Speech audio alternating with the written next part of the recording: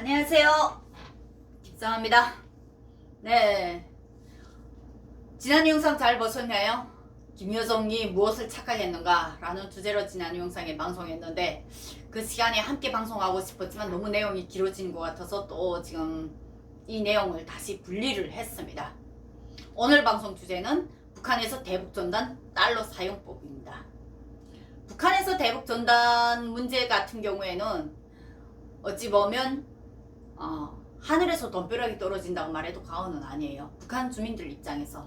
저 같은 경우에는 군복무 때 이걸 겪었습니다. 그때는 진짜로 남조선 괴뢰도단이 뿌리는 줄 알았지. 예, 남조선 괴뢰도단이라고 북한 정부가 말하는 대로 남조선 군 관계라던가 안기부나 이런 데서 이걸 뿌리는 줄 알았지, 탈북자가 뿌리는 줄은 정말로 상상도 못했습니다. 한국에 와서 이걸 탈북자가 뿌리는 줄 알았어요. 그런데 북한의 대북전단 달러 사용법을 왜 제가 여기에서 의미 있게 말씀드리냐, 그만큼 대북전단의 의미가 북한 주민들한테 어떻게 다가가는지 이번 기회에 다시 더 구체적으로 제가 설명을 해드려야 될 필요가 있다라고 생각을 해서 이번 영상을 제작하게 되었습니다. 북한군 장교 시절에 대북전단으로 날아오는 달러들을 사려온 시내에서 제가 1달러짜리를 북한 돈으로 이렇게 환전한 적이 있습니다. 그것이 한두 번이 아니라 조금 수차례 진행됐습니다. 제가 이 문제를 그러니까 수차례 진행될 수밖에 없었던 게, 당시 장고역교 대북전단이 어느 지역에 살포됐다 이러면 그 지역에 가서 수색을 하는 일들이 있었습니다. 수색을 하는 과정에 결국 담은 얼마래도 그러니까 이게 바람에 날려오면서 뭉텅이를 이렇게 확 한 곳에 떨어져요. 위에서 터지고 떨어진 데도 많지만 터진 다음에도 그 안에서 또 소꾸러미들이 이렇게 날아오면서 터지더라고요. 그런데 저희 같은 경우에는 그 꾸러미들이 거기에서 터질 때 어느 지역의 바람에 한 곳을 확 불 때 떨어지기 때문에 그 지역을 본격 어느 지역에 수색을 해라 이거 여단이나 대대에서 지시가 내려옵니다. 그러면 그 지역에 담당하는 지역들이 다 있습니다. 그러면 그 담당하는 지역들에서 그 지역을 수색을 하게 됩니다. 항해부터 음파 쪽이긴 있기 때문에 남쪽하고도 상당히 근거리입니다. 그리고 그 산 지대에 올라가게 되면 삐라들이 올라오다가 이렇게 떨어진 게 상당히 많아요. 그래서 삐라들을 가장 많이 준 지역이 DMZ하고 황해도 지역하고 개성 지역, 강원도 이 지역들이 많이 받고, 그리고 동해안 연선들이 또 가장 많이 받습니다. 이런 부분 같은 경우에는 그러면 수색 명령이 떨어지게 되면 병사들 데리고 나와서 야 몇 분대 우리 중대가 맡은 그 구간은 이 구간이다. 그러면 우리 중대가 맡은 그 구간에서 수색이 쫙 들어가거든요.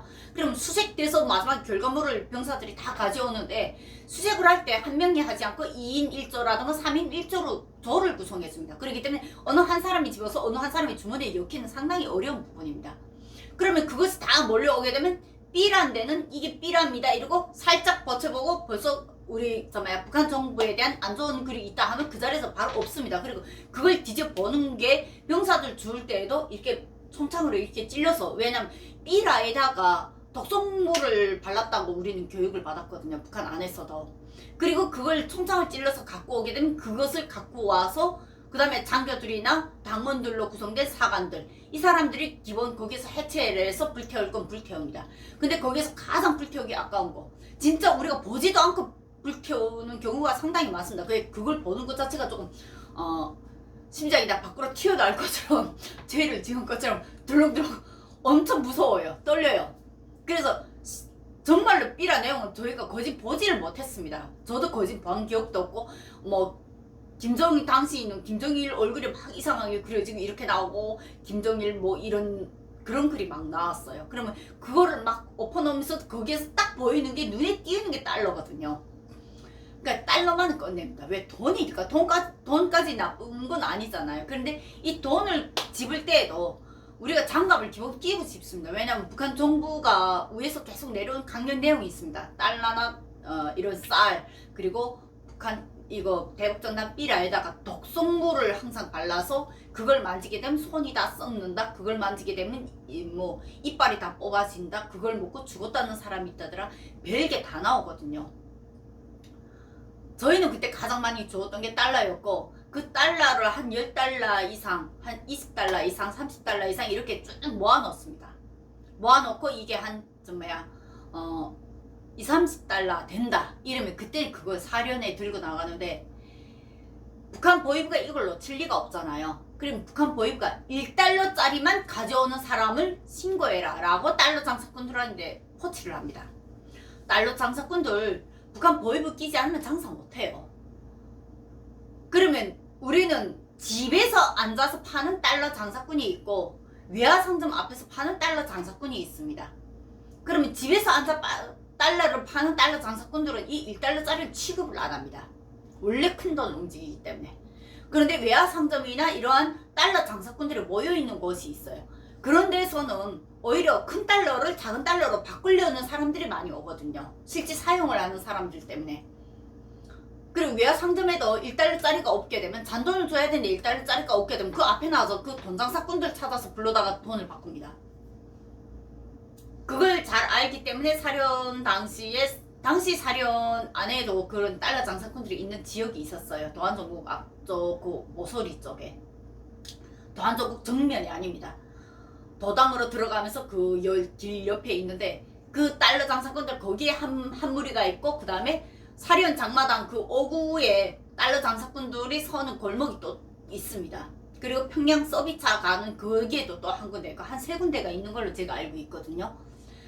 저는 그 중에서 아무거나 그냥 어디가 경계가 또 허술하다라면 거기에 가서 눈치 보고선 달러 좀 한국 돈으로 바꾸러 왔습니다. 이러면 우리는 그 1달러를 장갑으로 해서 봉지에다 이렇게 딱 담습니다. 그럼 비닐봉지채를 딱 주면 장사꾼이 돌아서 이렇게 돈을 해봅니다.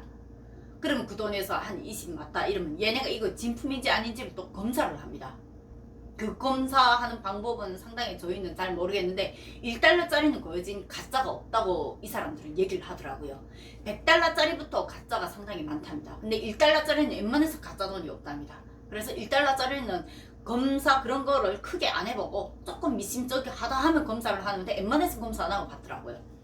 그래서 그때 북한 돈으로 이렇게 다 환전을 해가지고 갖고 나와서 장마당 와서 뭐 다양한 거 필요한 거 사갖고 들어간 적도 있고, 그렇게 한 번씩 내가 나가서 바꾸고 들어가게 되면 그거를 뭐 사관장이라든가 중대장이라든가 이 돈을 내가 수거를 할 때 있었던 주요 인물들 혼자서 절대 못합니다. 두세 명이 있습니다. 그럼 그 친구들이 이렇게 나눠 가십니다. 그러면 환전에 내가 1달러당 북한 돈으로 몸소 한 100원 바꿨다 이러면 북한 돈으로 한 70원 바꿨다 이러고선 또 거기에서 수수료 난 또 가운데서 심부름 한 척 하면서 또 수수료는 내가 조금 더 먹죠.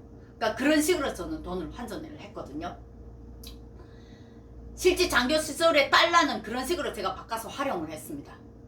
그리고 또 병사 시절에 바닷바람에 타고 온 대북 전단 그 풍선이 있잖아요. 풍선이 엄청 크게 되어 있잖아요. 이 풍선을 차지하기 위해서 중대별 경쟁이 붙은 적도 있었습니다. 이 풍선 같은 경우에는 왜 북한에 더 필요하냐? 북한의 비닐 방막에 들어오는 거는 대체로 중국에서 들어오는데 상당히 잘 찢어져요.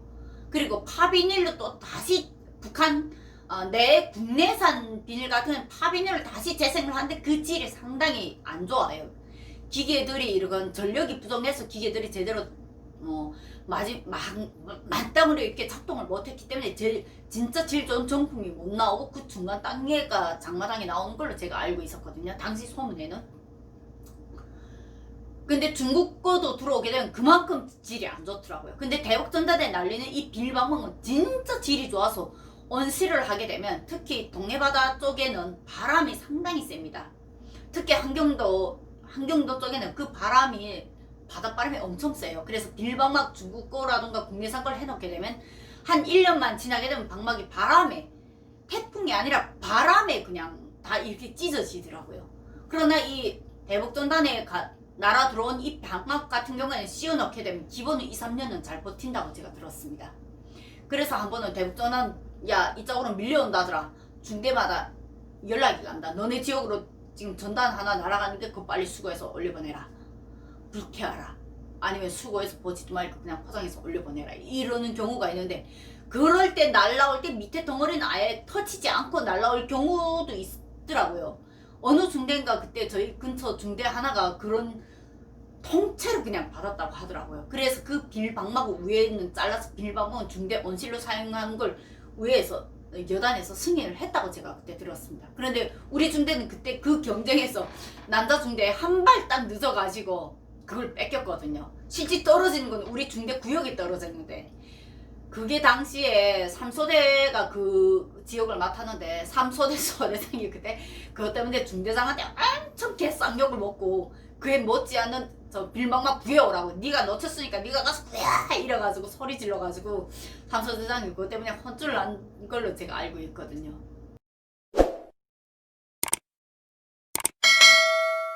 이번에 삐라가 떨어진 양덕 같은 경우에는 또 산세가 상당히 험한 곳입니다. 그리고 양덕에는 열차가 겨울에 정전이 돼서 밀리게 되면요, 양덕고개가 양덕역이 있는데 양덕역 다음에 여덕으로 내려가는데, 양덕고개에서 차가 밀려서 차가 내려가다가 정전이 돼가지고 그 차가 그 내리막 속에 여덕역까지 그대로 쭉 밀고 내려가면서 그냥 차가 통째로 뒤집어져서 사람이 많이 죽은 적도 엄청 많았습니다. 양덕고개 하면 저는 출장을 가장 많이 다닐 때, 야, 이놈의 양덕고개만 제대로 잘 넘어서면 된다. 양덕고개는 정말로 여행자들, 북한의 여행자들한테는 죽음의 고개로 소문났던 곳이에요. 왜 이곳을 말하냐? 여기에 요양소가 있다는 거는 여기에는 외지인들이 상당히 많이 오기 때문입니다. 그리고 양덕고개, 지금 알려지기는 양덕으로 알려졌지만 그 양덕 뒤에서 넘어가게 되면 여덕까지 이 풍선이 들어갑니다. 그 여덕에는 뭐가 있다고 알려졌습니까? 정치범 수용소가 있는 것으로 알려졌습니다. 양덕까지는 괜찮지만 그 이후에 그 지역부터 고원, 양덕에서 고원 사이, 그 사이는 대체로 범죄자들이나 이러한 추방된 사람들이 그 지역에 삽니다. 그래서 이 지역에 지금 삐라가 들어간 게 지금 북한이 더 발칵 뒤집어지는 거예요. 그렇지 않아도 북한 정부에 반감을 싼 사람들 손에 이 삐라 정보가 상당히 지금 현재 많이 들어갔다는 걸 의미합니다. 지금 삐라 문제가 나왔기 때문에 한 가지 더 기사에 또 좋은 제가 알려드려야 될 내용이 있을 것 같아서 찾아보다가 보니까 데일리 NK가 6월 1일자 기사 내보냈네요. 청진 달러 장사꾼 보이송에 체포됐는데 10일가 대상이라서 지금 기싸움을 하고 있답니다. 이게 청진의 달러 장사꾼 얘기인데, 청진의 달러 장사꾼 같은 경우에는 대체로 도당청사 그 바로 앞쪽에 주택들이 있는데 그 지역에 가장 많이 주둔되어 있습니다. 그리고 포항구역에 외화상점이 있기 때문에 달러 장사꾼들이 포항구역에 대체로 위주돼서 주둔하고 있습니다. 근데 이 포항구역에는 뭐가 있냐? 환경북도 도당청사, 청진시, 그리고 도안전구, 그리고 도보위부, 청진시경찰서, 여기서 말하면 시경찰서인데 북한으로 말하면 보안소죠. 시보안소. 이 주요 정부 기관들이 이 포항구역의 중심으로 다 있습니다. 도당학교도 다 여기 있고요. 그래서 포항 장마당이 상당히 고가 제품이 상당히 많이 팔리는 지역입니다. 그래서 달러 장사꾼들도 여기에 지금 상당히 많이 거주하고 있습니다. 그런데 여기에 거주하고 있다는 건 또 역으로 말하면 무엇을 의미하냐? 이들이 달러 장사꾼들은 도당이라든가 도보위부라든가 이러한 권력기관을 끼고 있다는 걸 의미합니다. 그들은 거기서 저 집은 달러 장사꾼 집이다, 저 집은 달러 파는 집이다 라고 북한 주민들이 공공연하게 다 알 수 있는 그런 사람들이라는 거죠. 북한 땅에서 권력이 없으면 그것이 불가능한 것이 바로 북한입니다. 그래서 권력이자 돈이라는 게 북한에는 정말로 딱 맞는 말이거든요. 그런데 이 여자 같은 경우에는 바로 이 포항에서 달러 장사를 했는데 상당히 달러 장사를 노련하게 진행을 했다고 합니다. 그래서 북한 보위부가 이 여자를 잡기 위해서 자기네 정보원을 위장을 해서 달러를 밖으로 보낼 때마다 얘네는 어떻게 알아챈지 그 여자는 그걸 싹싹 피해 갔다고 합니다. 그러니까 결국 이런 문제에서 3년 동안 보위부가 이 여자를 쫓았는데 3년 동안 앙치 품고 쫓는 과정에 결국은 어느 날 무역 일꾼이 달러를 받기 위해서 트렁크를 들고 들어가는 걸 보고 그 자리에서 급습해서 현장에서 잡았답니다. 근데 현장에서 잡고 보니까 이 여자가 10일가 대상이라는 거예요. 여기서 10일가 대상은 무엇이냐? 대남연락소 가족이라는 겁니다. 대남연락소 가족은 어찌 보면 통정부 소속이고 통전부 소속일 가능성도 크고 총정찰국 소속일 가능성도 큽니다. 11가 대상도 그 소속들이 조금 다른 걸로 제가 알고 있거든요. 그런데 이 11가 대상이 남편이 11가 대상이고 그 11가 대상 부인이라는 겁니다. 그러나 11가 대상인 제한 때문에 밀리는 형세를 우리가 다시 분석을 해보면 이 사람들 같은 경우에는 달러 장사꾼들은 혼자서 절대로 안 하고 다 권력을 끼고 하지 않습니까? 그럼 권력을 끼고 할 땐 그저 끼고 합니까? 다 예물을 거이잖아요. 그러면 이 예물을 받아먹은 윗선들이 이걸 막아놨을 가능성이 상당히 크다는 겁니다. 이 기사를 놓고 보게 되면 북한 안에서의 달러 문제를 우리가 또 한 번 되짚어 볼 수가 있겠죠.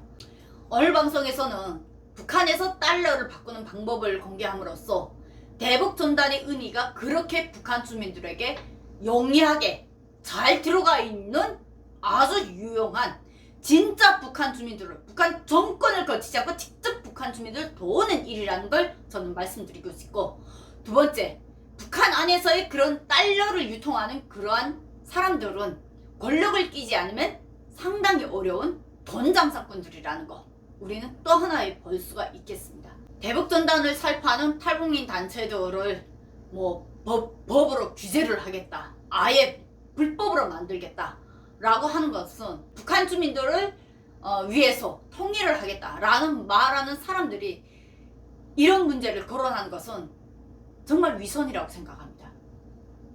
대북전단 문제는 진짜 북한 주민들을 돕는 일입니다. 대북 지원이라는 문제는 북한 정부의 손을 거쳐서 그의 일부가 북한 주민들 손에 들어가는 정말로 정치적 지원이라면, 대북전단, 대북비라는 북한 주민들에게 직접 도와주는 진짜 대북 지원입니다. 정치적 지원과 진짜 지원 중에 어느 것을 국민들은 지지했습니까? 정치적 지원은 결국 북한 정권을 살찌는 길입니다. 북한이 미사일을 개발을 하는데 더 도움을 주고, 북한이 권력이 더 살찌고, 북한 군부가 더 탄탄해지는 그러한 도움이 된다면, 대북전단과 대북비라는 북한 주민들에게 실질적인 도움을 주는 그러한 지원이라는 거 꼭 명심해 주시길 바랍니다. 대북전단 뿌리는 탈북단체들에 대한 압박 문제, 아마 부작용이 국제사회에서도 상당히 커질 겁니다. 어느 정도 예상하시고 통제 법안을 만들어 놓으십시오. 그래야 그 뒷감당 될 겁니다. 오늘 방송 여기까지 마치겠습니다. 감사합니다.